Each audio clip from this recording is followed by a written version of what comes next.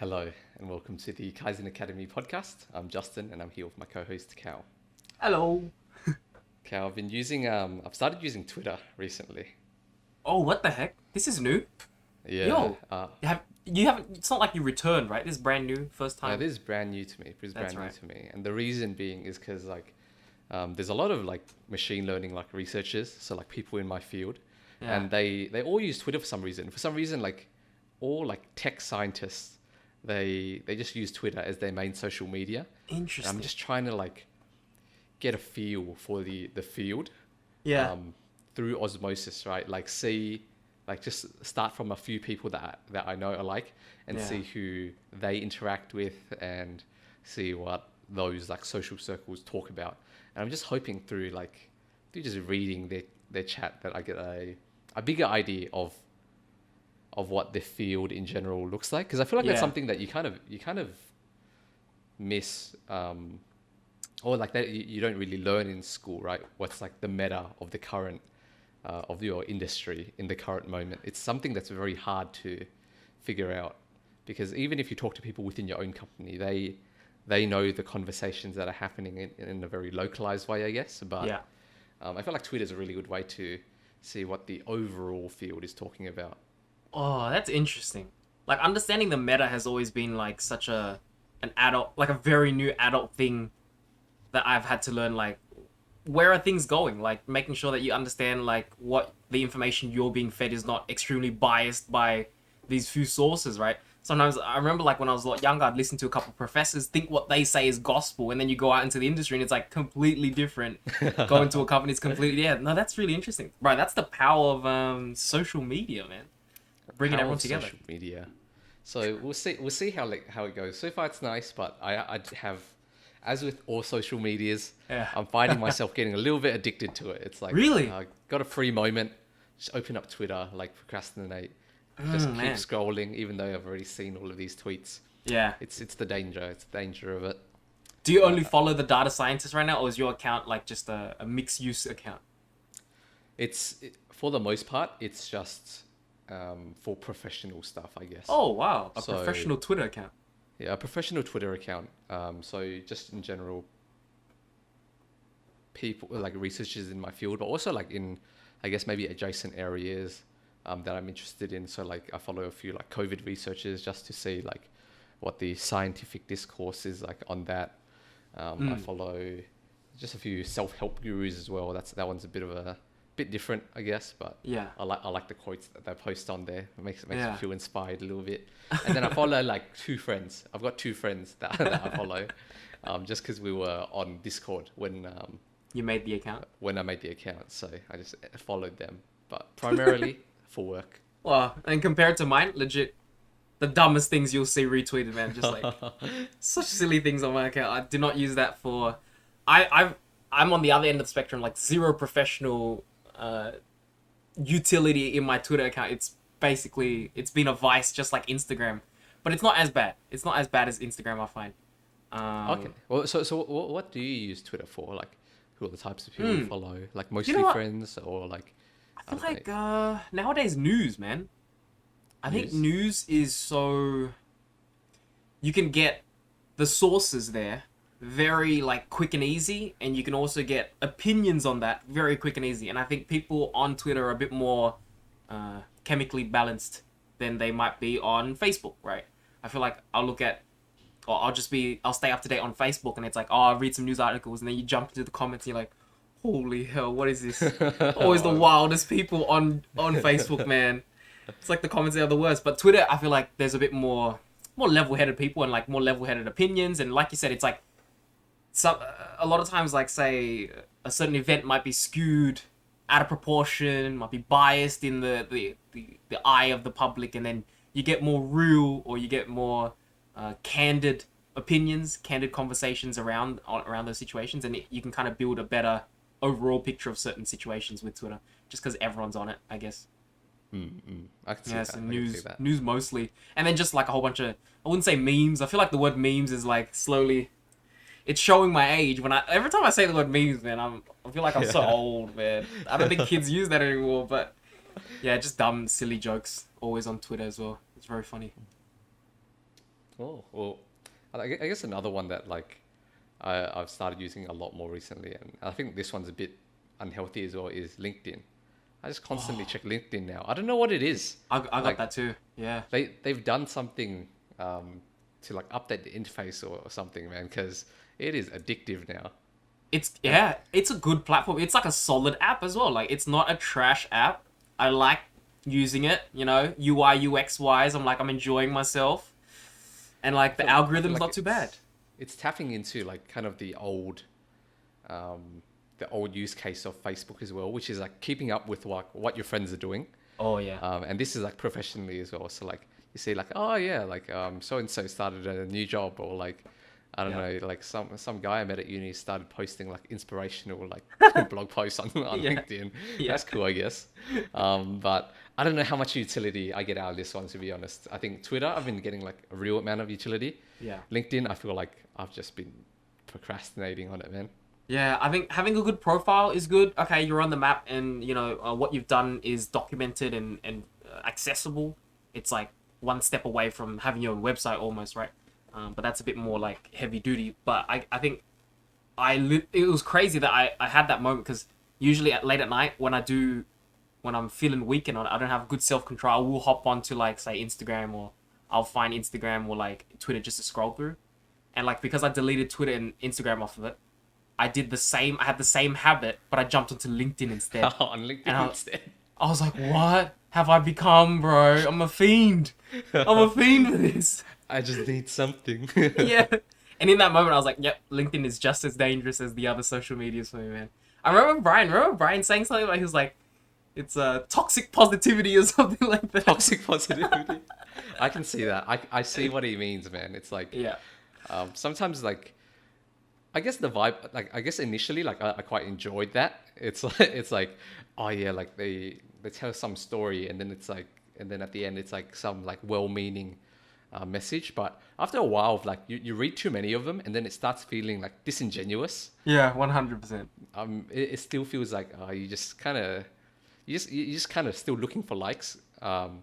Maybe that's Yeah. just my own cynicism talking, but No, I think there's definitely like general consensus of that because there's also a lot of parodies of that. I was literally reading one last night, and he was saying how whoever it was, I love your post, I liked it. Oh man, see, I was on last night. I was on LinkedIn. I was bored, and I went on LinkedIn instead of like any of my other social medias. It was a vice, man. But this one's funny. He was like telling a story how like one of Amazon's like he was like, oh, I used to work for Amazon, and one of the principles of Amazon, I forgot what it was, but it was something about like being overworked, or it kind of alluded to that principle. Kind of alluded to, hey, you have to work so hard, you gotta work, work yourself to the bone, kind of thing, right? And he was like, yeah, this is like that was the attitude then, and he was saying it was so. If you read it all the way to the end, you'll realize it's satirical, but like at first you think it's like, oh, he's talking up like these values that Amazon has. He's like, yeah, like I remember one evening, like I don't know, one of their services went down, and it was really important, so I had to hop on, and it was all hands on deck. And then my girlfriend in the kitchen came out, and she said the house is on fire. And then he was like, what did I do in this moment? I made sure that the Amazon service was like kind of like returned, and I ignored my girlfriend. And then in reality, my girlfriend took off her wig, and it was actually Jeff Bezos. And I was reading, I was like, what the heck is going on? And he was just like kind of like, I guess, parodying all that nonsense. And some people I was reading, and some people in the comments didn't really realize, and some people were like, this is so dumb. Why wouldn't you help your girlfriend? why is your girlfriend Jeff Bezos? Yeah. So stupid. Like, yeah, you didn't catch that one. But I think, yeah, there's a lot of that as well. I see a lot of that, like parodying, like, okay, we're so sick of these freaking inspirational stories on LinkedIn, which I'm glad. It's like, I think the equilibrium is kind of like, falling back into place. It's finding where the sweet spot is. It is, because you can't, gosh, you read more than like two of those stories, you legit want to K-word yourself. No. It's terrible. I hate it. I remember the one that really just like the other parody one that I remember was just like, what was I saying? Oh, last week. Oh, what is it? interns. Oh, no. What is it? They had an intern, and the intern came 30 minutes early, but I came 45 minutes early as the manager, and I fired him. It was so ridiculous. And I was like, this is the best lesson you can have, or best lesson you can learn, or something ridiculous like that. I was like, oh god, so dumb, bro. That's so dumb. But yeah, I think there's definitely pushback, and I'm seeing more of that. I'm seeing more of like, because I think originally there was also a lot of that hustle, like, because I'm working, right? Because that's what LinkedIn is. Let me advertise how hard I'm working and things like that. So there was a lot of that, but now a lot of my feed is like, yo, productivity is not like the end all be all. You guys need to take a break, and I'm vibing with that. I do enjoy that, like seeing that sentiment kind of growing and people taking care of themselves and putting themselves first before freaking doing like 20-hour shifts of freaking whatever it is, right? Just for the sake of it. So yeah, it's coming back around, but man, it's funny. LinkedIn is such a vice, man. It's dangerous. Yeah, it's very dangerous. And I guess it ties into like the topic of today's podcast really well, which is professional friendships. That's the topic of today's episode. So what we mean by that is people that you work with, people that are in your industry, maybe friends that are in your industry, and just, I guess, relationships that you have that I guess affect your career. Because I feel like a lot of times when I want to talk about something, right, like I'll get like really into my work. It's like learned this new thing, and then I can't talk to my friends about it because like Yeah. they don't care. And a lot of times like it's very interesting to me. So like I just want to bounce these ideas off of someone. I kind of want like a book club or something to like Oh yeah. have friends who are interested in the same things, like because it's a lot more motivating to self-learn when you've got a nice little group together, right?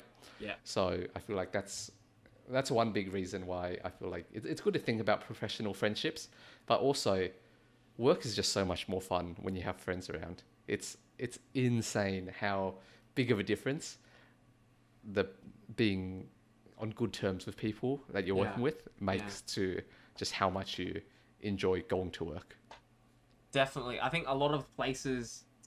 I haven't had like a whole bunch of experiences, so I'll come out the gate and I'll just be honest. Like, I feel like I'm still only like what 25, right? So I've only had so many careers and so many different roles under my belt that I've gone through, I guess. So like I feel like I haven't had enough to then come across the bad kind of workplace just yet. Because every workplace I've been at has actually been quite cute and quite like I've very wholesome and really enjoyable.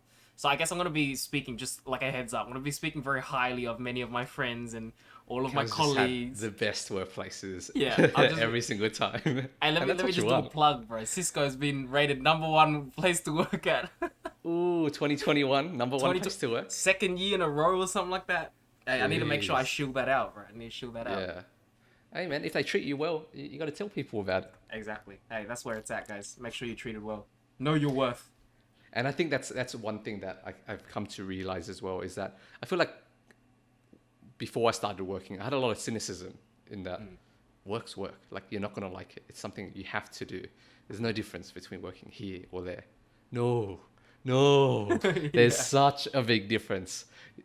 Like the most illuminating thing for me was the difference between my first job and my second job. First job, I was a lifeguard, and that was terrible.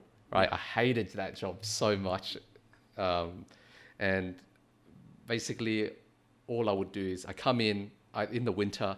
I would just watch the pool for like 8 hours straight, and then I can't talk to anyone or anything, and it's the most soul crushing like watch the clock kind of job that you can do because you can't listen to music, you can't do anything. You just got to watch people swim, and a lot of times there won't even be anyone in the pool, so you're just watching water. That's like your own version of watching paint dry, right? Yes, it straight up is. Yeah. But in the summer, it's the complete opposite. It does 180. So many people at the pools. You got to be constantly vigilant. You've got kids breaking the rules constantly. You get anger issues, man. Like shouting at kids too much. Like get off the lane ropes.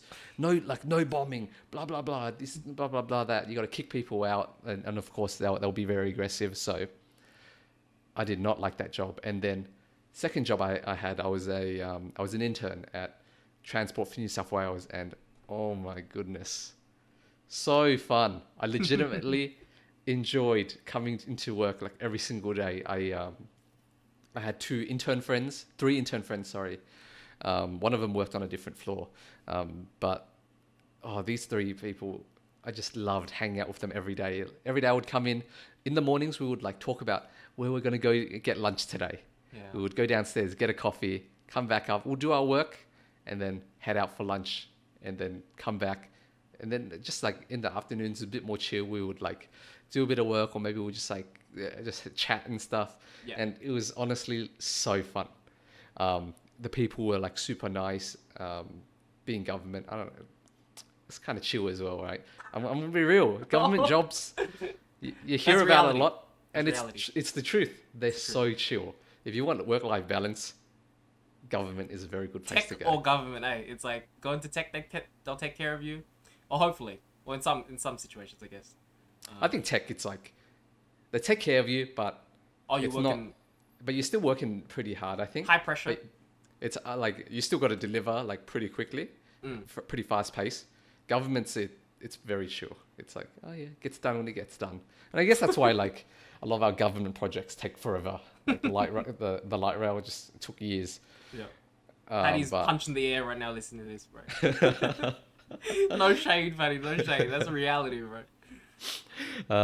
but yeah, I guess that was a really illuminating experience for me because there can be a world of difference between how much you enjoy your day-to-day job, depending on where you are. And for me specifically, I feel like the people that you work with are the biggest factors for me. If you work with pleasant people, you'll probably enjoy your job, even if it's like not the most interesting thing. But even if you're working on the coolest things ever, if you're working with terrible people, you're gonna hate it so much. We thrive in those kind of like social circles, I think as humans we are social beings. And oh my god, I love that this is a conversation this week, because I think growing up, the topic of where do I want to work is what do you want to do, how much money do you want to make. I think that's always the forefront, and that's what a lot of people mostly focus on. And I think as I grow older and I talk to my peers that also grow older with myself, I find myself getting into conversations like this where it's like, oh, I need to consider who I work with. I need to consider the work-life balance. I need to consider how well they take care of me, because it's a lot more than that. There is no sustainable life to be found in working 12-hour days with people you absolutely want to kill yourself, right? People that like drive you crazy or something like that. So this is really interesting. I guess when you're younger, it's like, I love doing this thing. I can shut people out. I can just do it myself. But that's just not how reality is. Like, work is work. You need to interact with other people.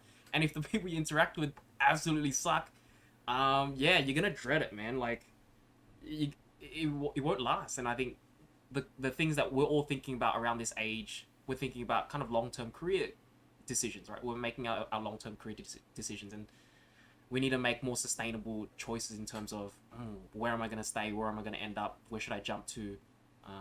And where can I actually see myself thriving? Not just like existing, you know what I mean? And I guess just to get like a better picture of like your work experiences, Cal. Yeah. Do you mind just running me through like your like work relationships from like each of your workplaces that you have been to? Sorry, like maybe some nice stories if you have any.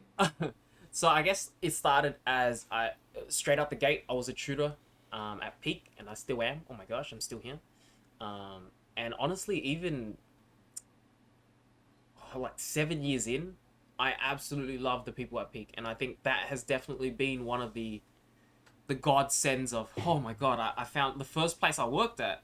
I found like a place where people like very much like we treat each other like a family. I feel very supported and everything like that.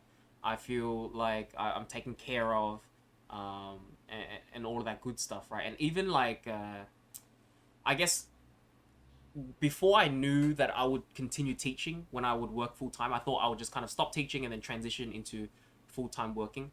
I think around that time, it was even hard for me to kind of let go, because I was like, finding a good workplace like this, finding a group of people that you gel well with, you kind of like you vibe well with is very hard. And like I was like, man, I will literally continue to work if I absolutely hate everything else that I do there, just for the sake of working with those guys.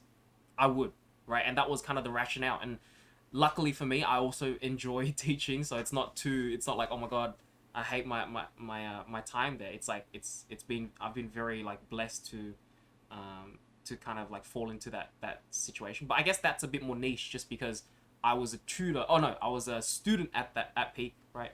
So now I kind of familiarized myself as a student, transitioning over into being a teacher. It wasn't that hard. I already knew like admin, I already knew management, and I already knew the other teachers, and a lot of teachers who come through, they're my students. So it's like the relationship's a bit easier to kind of bond and build.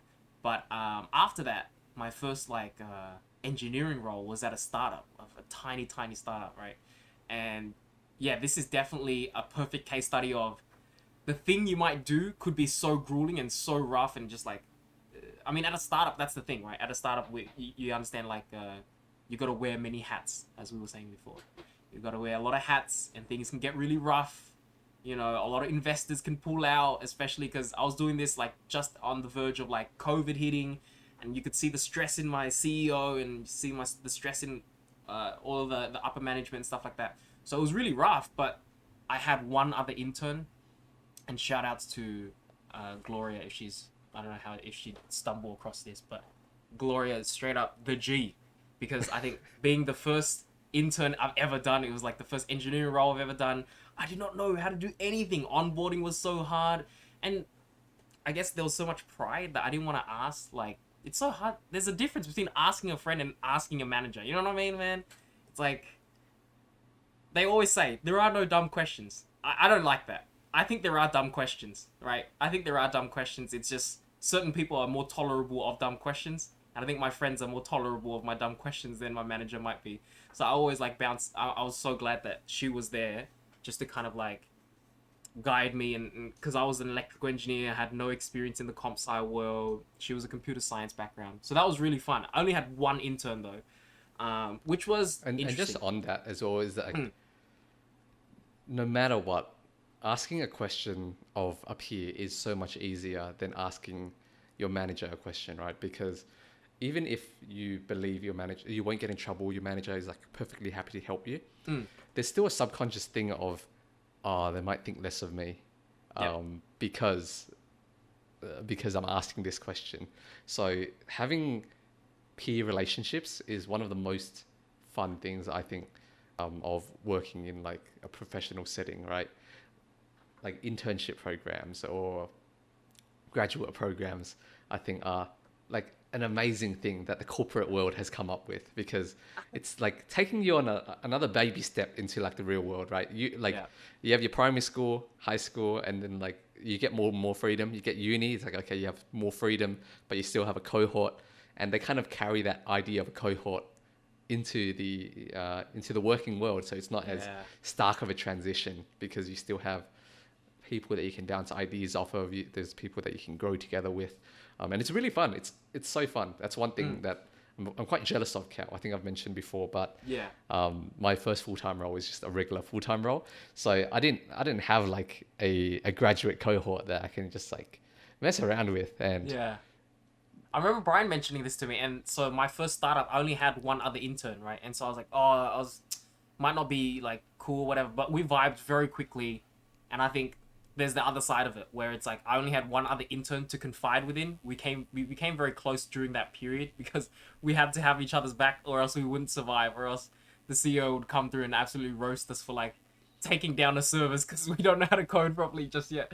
So like we had to have each other's back in that sense. And I remember there was maybe like a 10-minute walk back from the office to the bus stop that would take us back to like town hall.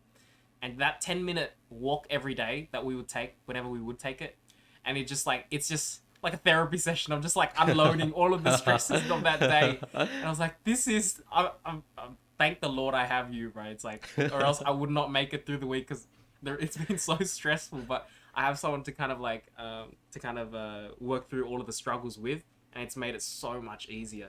So that was nice. Not having a full cohort, just one person, was still really, really fun. The work there was really rough because I was learning on my feet and like did not know much, right? And so it was hard in that regards, but I had, similar to you, I was looking forward to every day of coming in. Even though it was literally train to town hall, which is like what, like 45, 50 minutes for me, another like 15-minute bus into like, fuck, I totally forgot where our office was, but a 15-minute bus ride away from town hall, right? And that massive trek every day, I would take 6 in the morning. I wouldn't even care. I'm like, I'm so keen to come in. We'll come in, get our coffee, right? Talk a bit of smack. There's always a bit of smack being talked. And then, you know, work on a little bit, and then we'll go grab lunch, and it was just so fun. Like, you spend so much time with each other. You need someone there to keep you sane, man. No, I'm really grateful.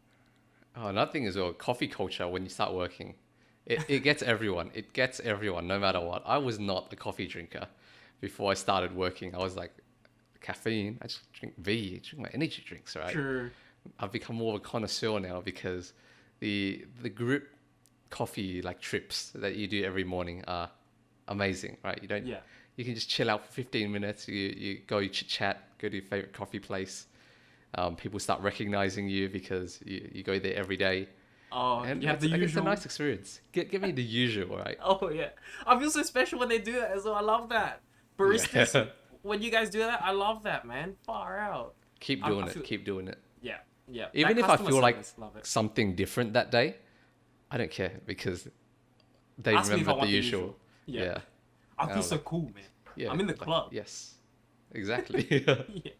No, But I guess that's really awesome. after that internship, you were at Salesforce. Yeah, and that's where I actually found a cohort.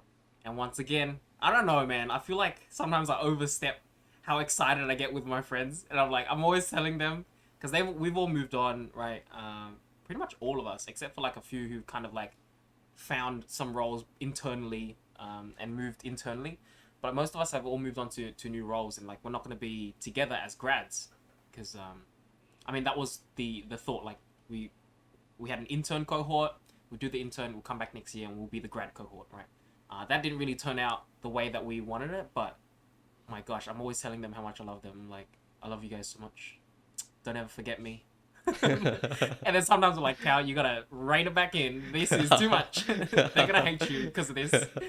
But I found so many amazing people. I think the lessons I learned, it's, you know, one of the lessons that comes to mind that I learned from the Salesforce gang that I appreciate so much to this day, and I'm thinking about all the time, is just I met a group who, I guess they were a bit more seasoned in their professional life. They've already had interns before that, and so like they lived very unapologetically themselves. I don't know if that makes sense.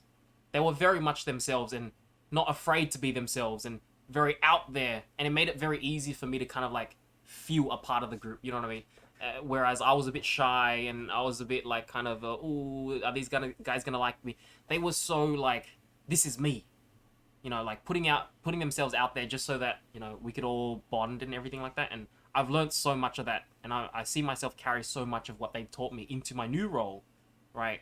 And where I'm kind of learning to be that person now. I'm learning to be that person who just randomly ping you while we have classes or while we have a meeting and just send you dumb memes or send you something stupid to try and make you laugh on camera. Like, you know what I mean? I'm trying to be that person now. I'm trying to reach out and make sure. And I think that, who the hell's going to teach you that? You know what I mean? Like, these lessons that you find through friendships, it's so niche. And like you were saying before, it's like, who am I going to talk to about my Excel spreadsheets, if that's what it is that you're doing, right? Who am I going to talk to about freaking, I don't know, switches and routing and whatever the hell that we sell at Cisco, right? Like, those people know what you're talking about. And yeah, Kelly can only survive so many rants about what I do. You know what I mean? So I need to find a different outlet. I don't want to hear about routers anymore. Yeah, she's like, I'm sick of this, mate. You better shut up. This is my last straw. I don't care about the new Cisco line, the catalyst switches or whatever. Yeah, no, like, that's so valuable. And I see so many people, like, just wanting that. It's like, I see so many of these memes recently, just one I scrolled past recently, where it's like, when you make, like, the perfect Excel spreadsheet, but you can't tell your friends and family about it because, you know, you can't share that joy. And it's like, your workmates, make good workmates. Build a strong, like, kind of social circle at work. you will have that outlet, man. You guys can vibe on that kind of level. And no, yeah. So the gang at Salesforce was so cool. We did our internship virtually, but then half. So we went into the office a little bit as well. So we did get a taste of it, but it was very short. I think the other thing is just the company itself promoted that culture. You know what I mean? Like, do you feel Yeah. like How so? like they gave us a lot of opportunities to bond? We went kayaking. Just did so many things, like work related things, just to kind of get us. Had so many dinners and things like that, and Yes. I it think made it that's easier. that's Made it such easier, an important thing as well, because I feel like it's the kind of dynamic you have with your coworkers gets kind of set pretty early on. If when you first start, it's not common for you guys to go get coffee together or go get lunch together, right? If you don't do that early on, it kind of that's just how it is, and then like everyone's just kind of like a little bit distant from each other. I guess something that's really nice is when like the company themselves like forces you to like do these little events, kind of like icebreakers, like they do at uni, right? It's like, Yeah. okay, you guys go socialize, go make friends. Yeah. And it's like it's really cute. It's like it's nice because a lot of times like you need that. It takes a lot of courage to be the one to organize these kinds of things, right? You got to stick your neck out a little bit. It's like, oh, are they like gonna think I'm too clingy, like as a Literally, coworker? yeah, literally. Are they gonna? Are they just being like, ooh, this guy's weird? I just want to hang out with my regular friends. Why would I want to Yeah. hang out with your work friends? But honestly, I think most people do. Maybe I shouldn't speak for everyone, but I think a lot of people do enjoy making friends at work, and they want to make friends at work, right? Because it makes the experience so much more pleasant. So don't be one of those people who are like clock in, clock out straight away. I know there's been like jobs where I've done that, and it's just not as fun. Like the lies I was telling myself was like, oh, I've already got like a lot of friends that I barely have enough time to catch up with outside of work. I like work is work. I'm just gonna come in, get my work done, go home. But it's just not as fun. Like if you put in the effort to make friends at work, it's worth it. I think. What are your thoughts, Kel? Yeah, like what is it? I was gonna say like I guess when I was at Salesforce, oh no, I just lost my train of thought. Holy shit. Sorry. That's all right. I guess. What about now at Cisco? Oh, yeah, How are the right. people there? Because we've transitioned over. Um that's the thing, like I was saying before, like I think going into Cisco I've been like a bit more on the front foot of just reaching out and like just finding any excuse to be like, yo, you know what I mean? Like just to hit you up, just, yo, what's up? You wanna have lunch? Oh, you know what? What was really cute? Like we were doing the Salesforce internship was uh, online, so like we didn't really see each other much, and we also had like a cohort in Melbourne as well, so we didn't get to see them. But we would do someone. I remember one of the people in our cohort set up virtual tea time where we would Virtual just tea come time. together and have lunch and talk over lunch. And I was like, that is the cutest thing ever. I really appreciate this. Or else I would just be isolated by myself at home for like the next 2 months doing whatever I need to do, and it would have been absolutely miserable, right? And them reaching out has been so nice, and I've taken a lot of that. I've definitely taken a lot of that into Cisco. Like I've reached out. My role at Cisco, if I haven't mentioned before, is very global. So my cohort is like in Singapore. My cohort is in Korea, Japan, and India as well. That's the APJC region. Um, and so yeah, like it's so hard to say socialize with them. But like I remember having classes, and then I would just kind of like ping people. I'll people watch. I'll just kind of find any excuse. I remember like someone was sleepy, and so I just pointed it out. I'm just like teasing people, just kind of getting the conversation going, and just talking to anyone I can, and like and kind of setting up like little lunch dates with just some friends, just like to chat, even though we don't even live in the same time zone. It's just like reaching out, because I know like no matter how, I guess everyone, yeah, like you were saying, everyone has this aversion to it, but everyone deep down wants it, right? No one just wants to take that first step, and a lot of my Salesforce friends taught me to take that first step and just, bro, stuff it. You know, if you get rejected, you get rejected. If they can't do it, they can't do it. But like 9 times out of 10, people actually want to do it, and it's a bit scary, but you can do it. You can kind of like initiate. So I've initiated a lot of that, and I feel very proud to kind of like be on that, be in that mindset right now. And Um, people really appreciate it, right? Like they respect you for it, and like that you're the one that's reaching out. And I feel like that was a big realization that I had to have when I was getting into uni, is that just because you haven't done it before doesn't mean you can't be the one to do it later on. You can kind of reinvent yourself. So just say like you start a new internship role, right? There's no reason why you can't be the glue that holds the group together. yes.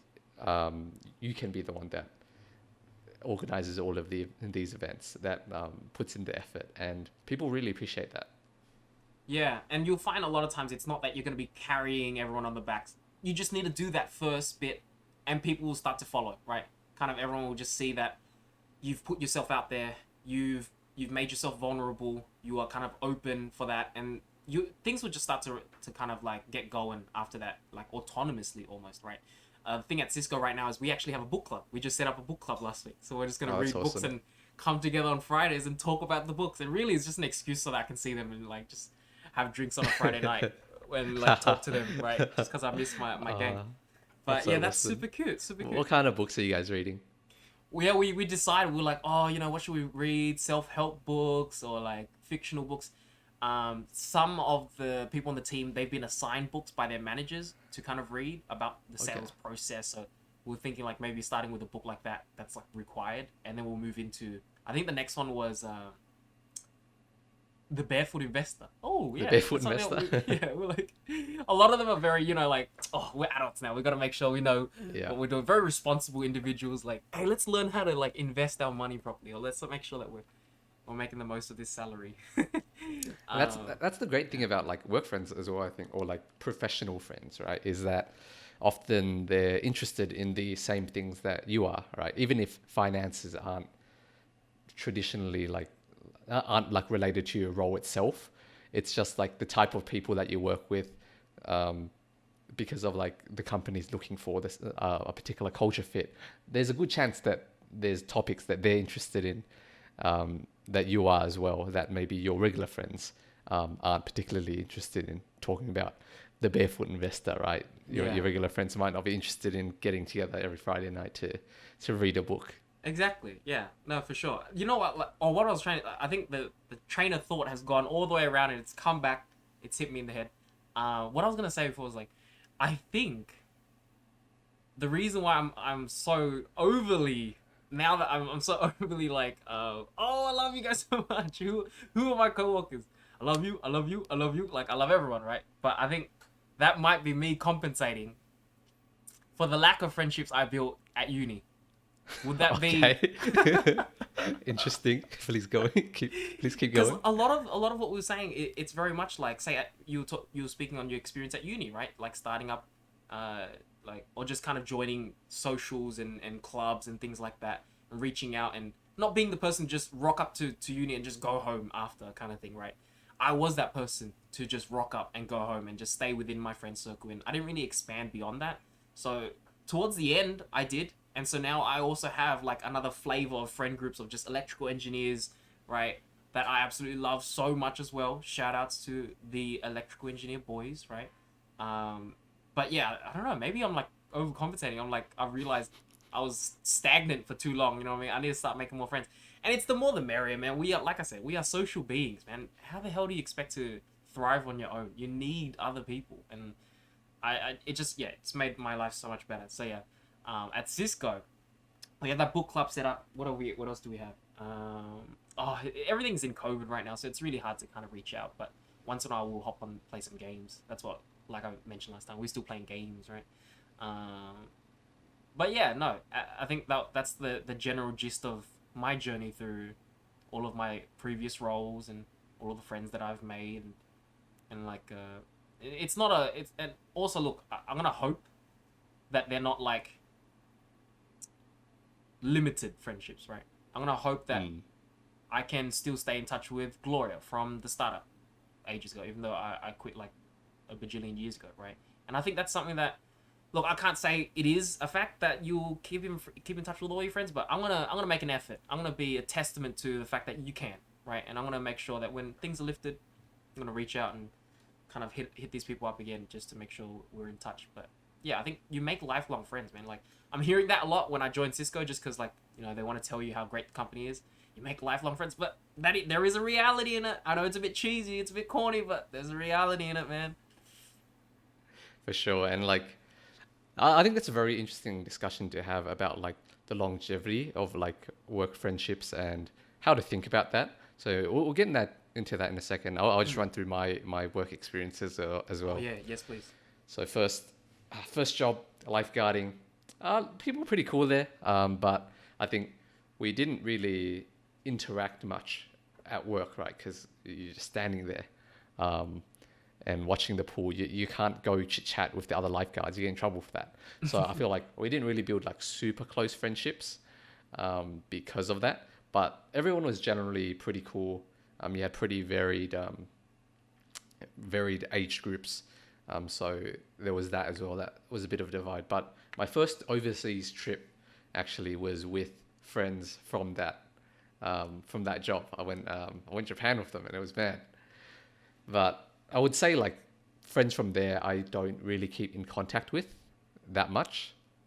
Second job was Transport for New South Wales, and then I love those guys so much, and I still like keep in contact with them. Like once every couple months, we'll just get together and do something because we've got a lot of shared hobbies, right? We love reading fiction, like specifically Brandon Sanderson. We're into like the same kinds of shows, like anime, like Avatar and stuff. And generally, like it's really cool, like seeing people on their own journeys because we kind of started in the same place. We were just interns for Transport for New South Wales, but we've all gone in our separate directions. So one of them has stayed at Transport, one of them has gone on to do consulting, and I've gone on to do like my own thing as well. And yeah, like I love those guys, and those friendships were one of the more long lasting ones. And I would say that's because I think I put in effort to like keep those friendships alive, and two, like we just particularly got along really well. And that might not be the case all the time, right? I think it's kind of like with all friendships, it's hit or miss whether or not you guys vibe enough to extend the friendship even when you guys no longer work together. But that's fine, right? You can enjoy the friendships as they are while you're in the workplace, but it doesn't have to be something that lasts forever. Yeah. But if it does, that's good. Yeah, no, I think the other reason why we're having this conversation is just because these friendships don't fall in your laps. A lot of what you're probably getting at is just the thread that connects everything is you putting in the effort. They might not be the best friends, but you need to put in the effort to make sure, to check, right? To kind of establish that friendship, because you miss all the shots you don't take, or whatever it is that You miss all the shots you don't take. Exactly, right. Exactly. So like I think that's a big thing, that like initiating, putting in that effort was huge. Like I really like what you mentioned as well. It's like it's so, I don't know, like maybe another part of it that I thought about was just that when you join certain companies, the hiring process itself also filters out people that you might not like anyway. So you kind of get. So when I got to Salesforce, I was like, man, I'm meeting the creme de la creme, the cream of the crop, the best of the best. These guys are so cool, and like depending on the company you work for, their hiring process might be very big on culture. So they might actually weed out all the people that you might not even vibe with anyway. So like I think that's been the really helpful thing, where the people I met at Salesforce, we clicked immediately, and maybe that was a part of like such a grueling hiring process, or a very thorough hiring process. I don't want to make it sound like it was terrible. It was actually pretty fun. But yeah, like that was also very easy too. And like now, similarly to your story, it's like all of my friends at Salesforce, we've all moved on, right? And it's just like I was literally talking to one of the girls there, Kristen. She's kind of like back at Salesforce. She found like another role internally, very cool role. And we're just talking about, oh my god, like everyone's everywhere. I spent 2 months with them, but it feels like I spent like 5 years with them, and I'm like, I'm so proud of you. you're at Macquarie Bank now. I'm so proud of you. You're over there. You know what I mean? Like, we're all like, I'm so happy for you guys to be thriving. And like, you know, it's so interesting to see your lives kind of go on your own way and find your own path kind of thing. And like, it's an immense happiness for them, right? Immense, immense happiness. And it was just so cute. I wonder why that's the case. Like, because I had a very similar experience with like my transport friends, right? I wasn't working with them for like all that long, but they feel like very close friends. And it's probably, if I were to guess, is that it's like a formative time in like in our lives, I guess. Like, okay, like first, well, at least for me, it was like first professional job, first corporate job. So a lot of trials and tribulations, a lot of new experiences, and I guess just sheer amount of time that you spend with them, because you go into work 5 days a week, 8 hours a day. That's how long you're spending with them in, I guess, the same proximity. Whereas your regular friends, like, how much time do you actually spend like with your regular friends? Maybe like 5 hours a week max. I don't know. Well, yeah, that's true. Like, I think you nailed it, man. Those two, I was like, when you asked that question, those exact two reasons came up. It's like, these are some tough times. You are going through like a lot of changes, and you are kind of fighting through a lot of unknown, a lot of mystery. You are figuring so much out, right? And that in itself is such a huge challenge. And sharing that challenge with these people, you don't need to be. I don't think you need to have spent that much time together to have built bonds that might rival some bonds you've built like over many years through like high school or middle school, primary school, whatever it is, right? And then secondly, the sheer amount of time you spend with each other. I mean, like, you're clocking in, spending the whole day with each other.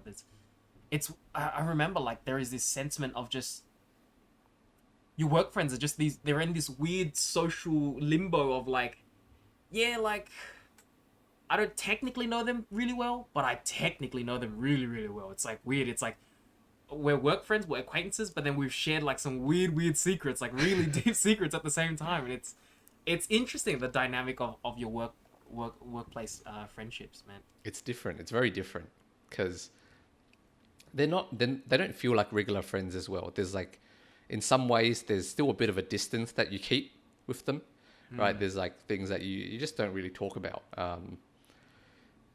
which you would with your high school friends. I feel like with my regular friends, I guess, a lot more immature jokes, a lot more like ribbing, a lot more hazing, I guess. maybe that's just a toxic thing.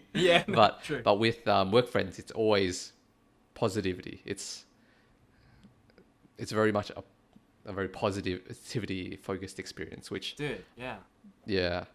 which is interesting in its own way. When you bring that, no, I think they hit that perfect sweet spot, like close enough where it's like, bro, we vibing, we love each other. It's like we support each other, but not too close where you're gonna get on my nerves, maybe. You know what I mean? And you might not, so you can kind of like keep that distance, and it might be a healthy distance, man. It might be a healthy distance, because sometimes you get too close to some people and you're like, oh, this is a bit too close. I need space. I need to kind of like chill out a bit. We can't be like two peas in a pod with everyone, right? But yeah, there's definitely like this weird distance, like half, really close but not really. Like, I've shared really deep secrets, but then we have this distance, right? They know a lot about me, I know a lot about them maybe, but yeah, there's still a professional undertone to everything at the end of the day. Yes, there's always still a professional undertone, which is pretty interesting. Yeah. No, that's such an interesting dynamic of a friendship, that social relationship. But I'm just so grateful that I have many flavors, right? Because I am not discounting also the friends that we made before uni, in high school. Like, I love the fact that I have so many different kind of circles to kind of jump between, depending on like what it is that I'm doing or whatever. Like, but yeah, work friends are definitely a weird one. Huh? And just to finish off on my like work experiences, I'll just quickly go over. I was working at UNSW for a while, so like all of my co-workers were uni students, and honestly, like I didn't get along with them super well, just because I think at that time, like I mentioned before, I was like really focused on other things, thinking about other things. So I was like, I didn't really put in enough effort to like make friends with the people there, and then also like the vibe was just like it didn't click as easily, which sometimes it just happens, right? Some people you just don't vibe as easily with, which is completely fine.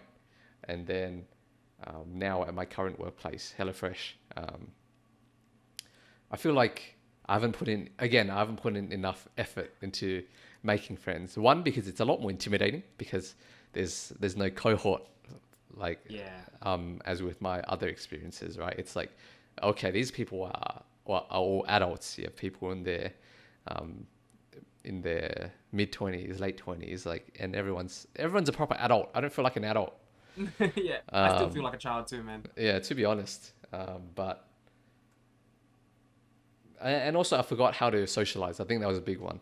After being locked inside my house Oh, for yeah. a year after COVID, it took a while to rebuild my social skills, which I feel like have basically all come back at this point. So That's good.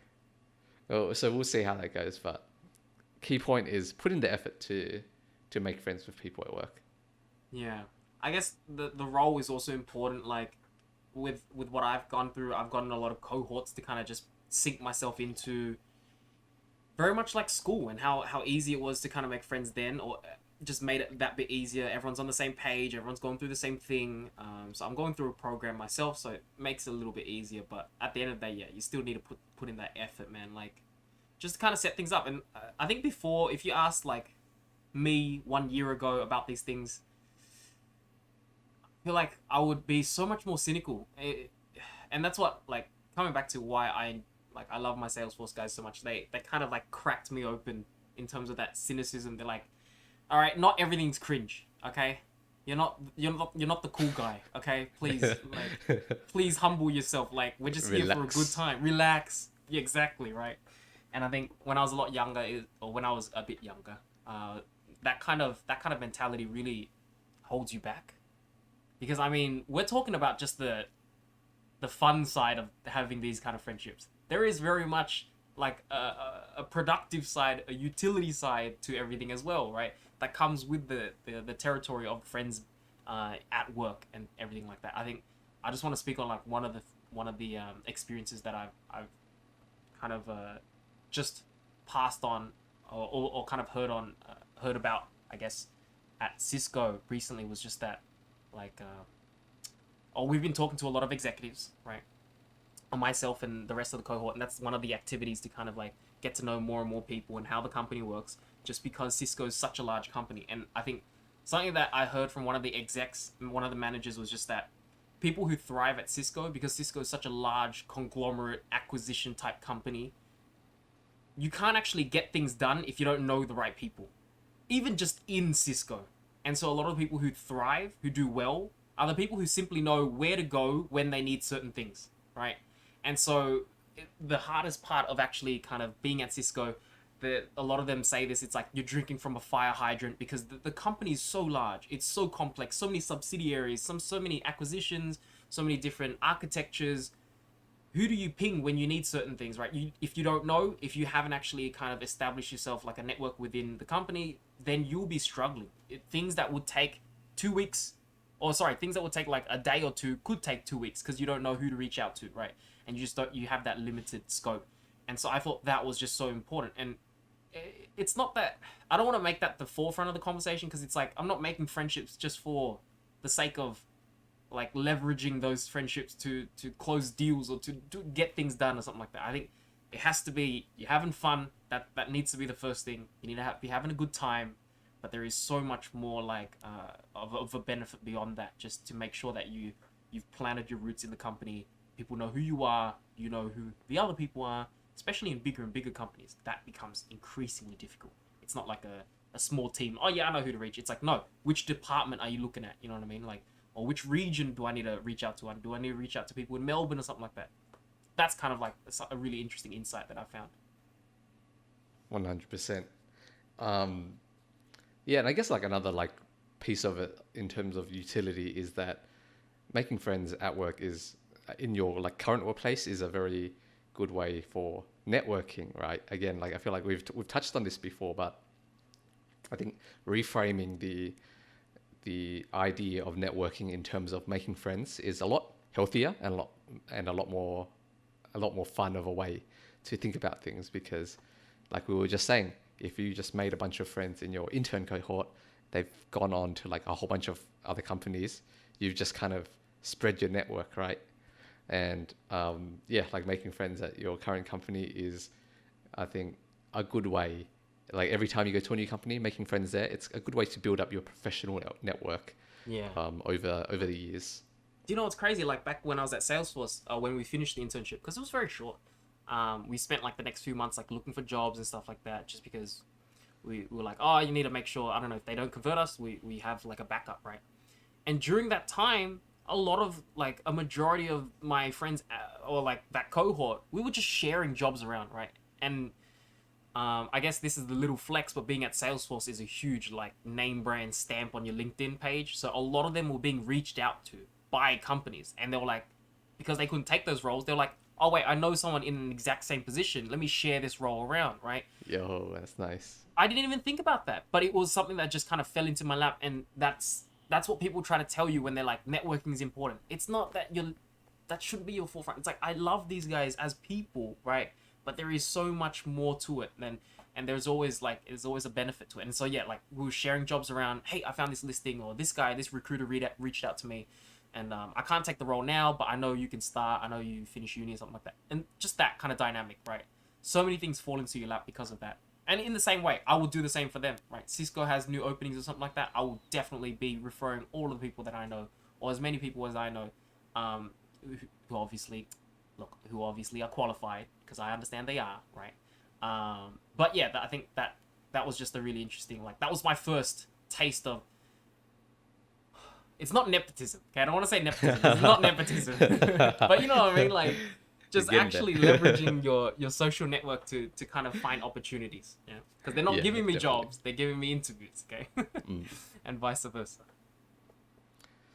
And I think that was about it for this topic. Let's finish off with our song recommendations for this week.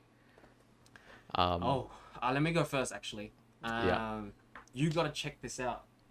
I think you'll like this. Have you heard the hype around this? Around the Kanye West album, the Drake album.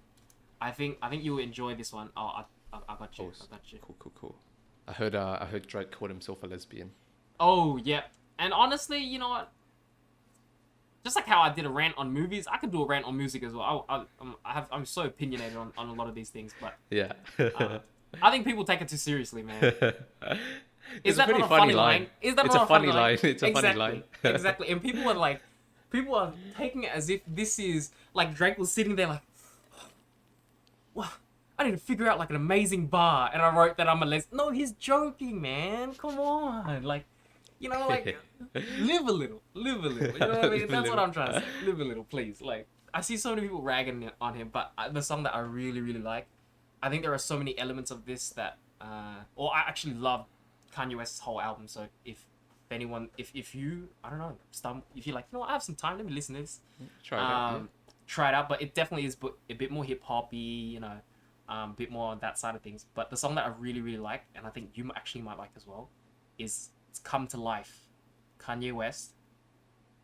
The album, just a bit of context, the album is obviously named after his mum, and it's a big celebration of his faith. It's a big celebration of his family, the people in his life, and kind of like how they've helped him, or how he's kind of like getting through tough times with the support of these things, with the support of, yes, it's very God focused, it's very Jesus-y kind of thing, but I think it's such an honest expression of it that you can enjoy it. Like, as a Buddhist, I'm a huge Buddhist, right? I'm not a Christian, but I was just like, I'm just so happy to hear this stuff, and it's really interesting to hear him be so vulnerable. I think in the song it's really cool, and the backing to this reminds me of like of Your Name or Weathering with You soundtracks.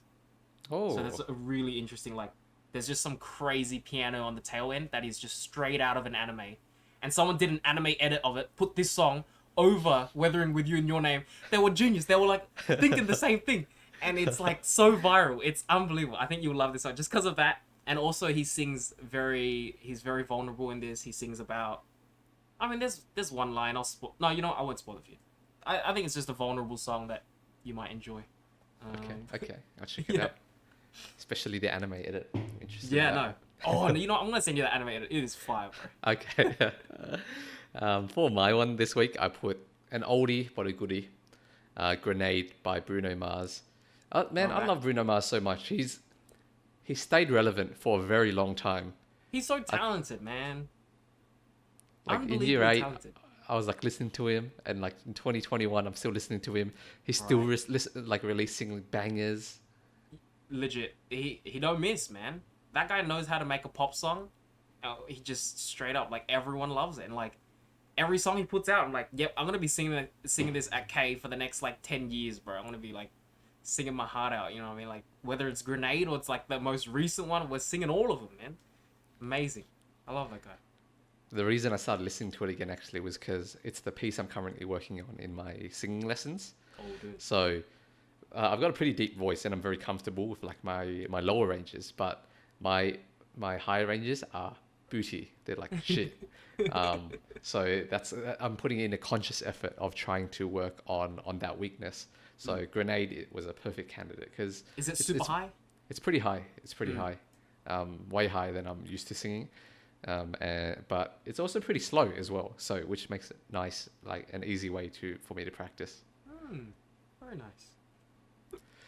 Bro, can't wait for K again. Yeah. You're gonna come back swinging, bro. Dude, I miss karaoke so much. Actually. Lockdown, let me out.